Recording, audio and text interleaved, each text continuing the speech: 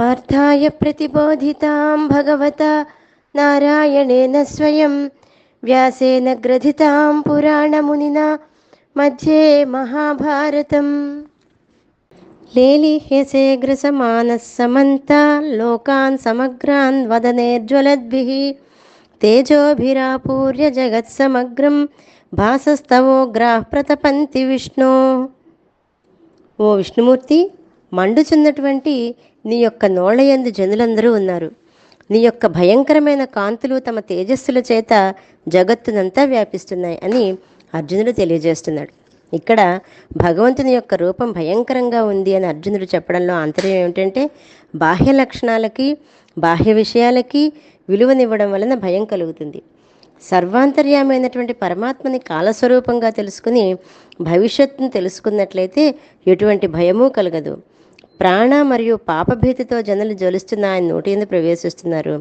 అజ్ఞానంతో కూడిన మనస్సుతో ఉన్నవారికి ఆ భయం కలగదు. అదే జ్ఞానము ధైర్యముతో కూడి ఉన్నవానికి వాని యొక్క బుద్ధి చెప్పినట్లు మనస్సు వింటుంది.